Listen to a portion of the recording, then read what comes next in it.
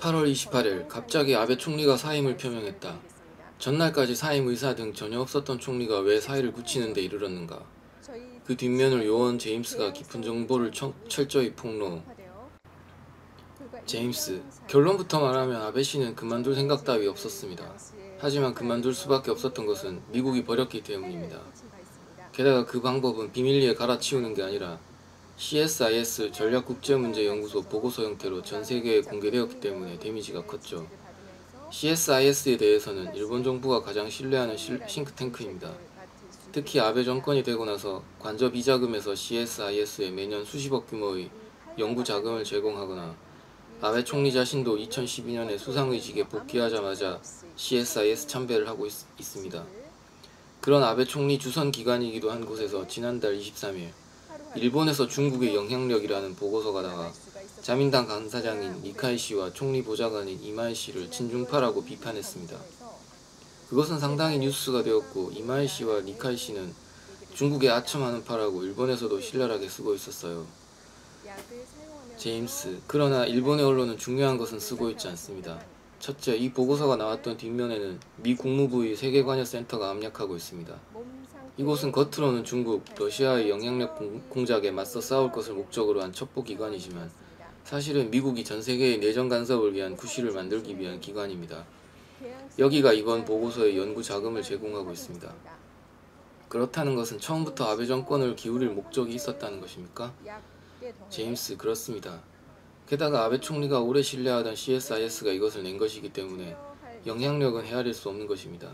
특히 니카이 씨는 자민당 간사장이며 이마이 씨도 그림자 총리라고까지 할 정도로 아베 총리의 측근 중의 측근입니다. 그 두 사람을 중국을 위한 정치를 하고 있는 두 사람이라고 써 있는 거예요.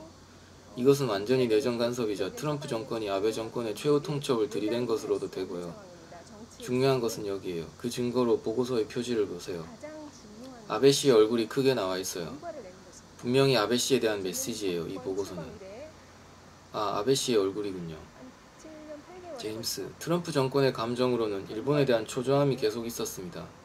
무슨 초조함인가 하면 미중이 대립하고 있는 현재의 국제정치에서 일본의 미국에 대한 기여도가 적다라고. 아베 씨는 트럼프 대통령과 골프를 하고 친밀도를 연출하는 등 계속해왔으나 경제정책은 계속 중국 쪽이었어요. 일본의 카지노 사업이 그 제일의 것으로 이들은 원래 중국의 의도하에 이마이 씨와 니카이 씨가 앞장서서 추진해온 거예요. 보고서에서도 그것은 명확하게 적혀 있습니다. 아베 정권은 극우라고 알려져 있었습니다만 실상은 전혀 다르군요. 제임스, 아첨하는 정권입니다. 그것을 이마이 씨, 니카이 씨가 해온 거예요. 원래 니카이 씨는 조선계로서 일본 정치에서는 조선 이권과 피차별 이권을 잘 관리하여 제3자적 존재로서 중국의 이권을 이끌어왔습니다. 그래서 중국이라고 하면 니카이 씨라고 정해져 있어 아베 정권에서는 절대적인 영향력을 가지고 있었습니다.